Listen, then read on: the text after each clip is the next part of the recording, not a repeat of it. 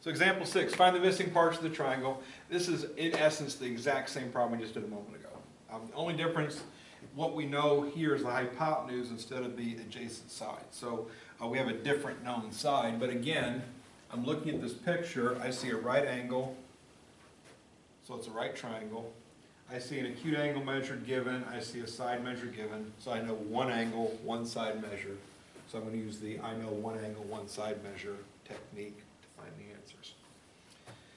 So step 1, find the other angle by subtracting from 180. So the two angles given, 35 and 90, add up to 125 degrees. 35 plus 9 is 125. So 180 minus 125 is going to equal 55 degrees. So B equals 55 degrees. Oops. 55 degrees. B equals. Slide that over here. And M equals something, X equals something. So once I know B is 55 degrees, I just have extra information here. I can put it in my picture if I want to. Make sure when you're doing your assignment that you're drawing the picture of the triangle. Make sure you identify what you know. Make sure you're putting in opposite, adjacent, hypotenuse. Make sure you write SOHCAHTOA. All these details are very important in really building a good foundation in this. Because SOHCAHTOA is referred to very often in trigonometry. It's used quite often. Even when we get to non-right triangles, we can sometimes build right angles inside of those and still use some SOHCAHTOA properties. So, step 1, done, found the acute angle. Okay, step 2, determine the opposite, adjacent, and hypotenuse for one of the two acute angles. Again, it doesn't matter which one we pick. I can pick the 35 or the 55, doesn't matter. Again, I typically, if it's me, I usually pick the one they gave me. So I'd probably pick the 35 if it were me. But just know, the problem would still work if I picked the 55. Doesn't matter.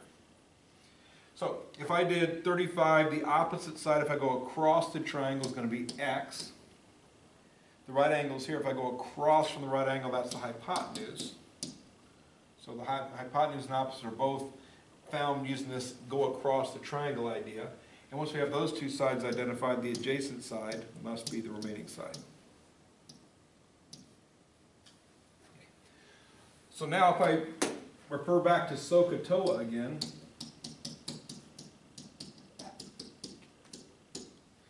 and when I look at SOHCAHTOA, if I look at what I don't know, I'm trying to do a better job of explaining that idea. I don't know the opposite and I don't know the adjacent. So when I look at SOHCAHTOA, the one trig ratio that involves opposite and adjacent is tangent. So again, if I pinpoint what I don't know, it tells me which one of the three pieces isn't going to help me find anything. Sine will find something, cosine will find something, tangent's not going to find anything, so I'm going to throw that out. Because again, what don't I know? Which trig ratio involves both of those pieces?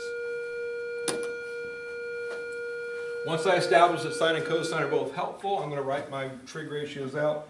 It's sine of the angle we're working with, which is 35 degrees, over 1 equals fraction. And my fraction for sine of 35 is opposite over hypotenuse, because again, that's what SO tells me. So x over 14. Cosine of the angle we're working with, 35 degrees, over 1 equals, cosine ratio is adjacent over hypotenuse, adjacent m over hypotenuse 14. Because again, that's what the trig ratio up here, the COB part tells me. C for cosine, A adjacent on top, H hypotenuse on bottom. And again, I just picked numbers right out of the picture based on what I labeled them. Calculator knows the sine and cosine of 35, so I'm going to ask my calculator real quick for that information. So sine of 35 degrees. If it's in degrees and it's just degrees, you don't have to put a degree symbol on it, it knows. All right, so sine of 35 is that, cosine of 35 is that. I'm going to come back to my picture here and replace. Instead of sine of 35, I'm going to put 0.5736.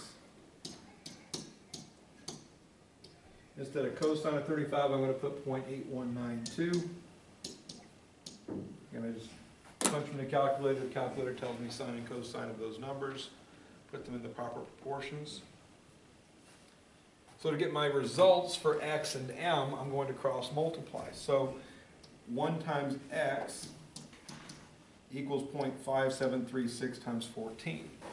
0.5736 times 14 is 8.0304. If I cross multiply the other one, 1 times m is m, and 0.8192 times 14.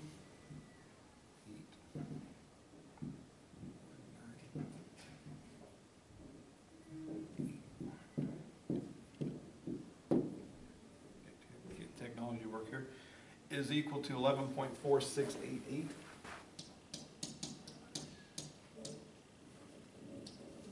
In each case, I'm just cross multiplying. This product equals that product. All right, my calculator calculates things. In each case, I got x equals m equals, so those are my answers.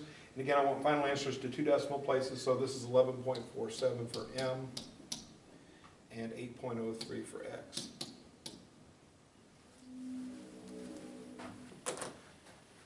Just real quick, let me show you something over here maybe. Let me erase all this stuff.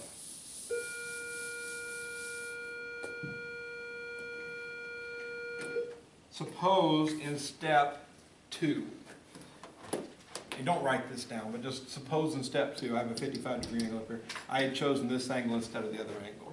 Suppose I did that. And the opposite side is m.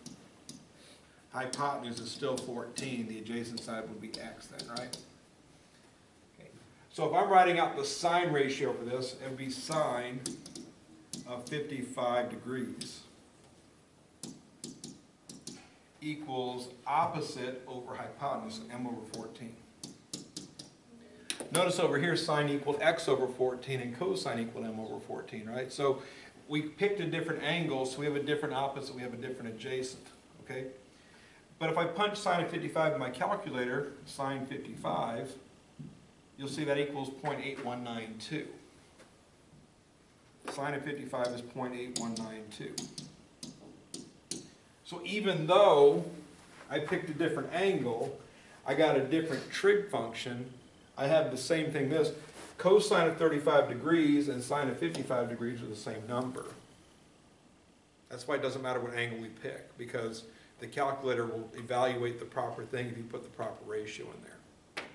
So even though this is not the same as this, sine of 55 is the same as cosine of 35, so that's why m over 14 equals that thing. So keep in mind, it doesn't matter what angle you pick in step 2, just do it correctly. All right, so don't, I've seen students in the past get hung up on, I don't know which acute angle I'm supposed to pick. It doesn't matter. Pick whichever one, do it correctly, and you'll get the right answers.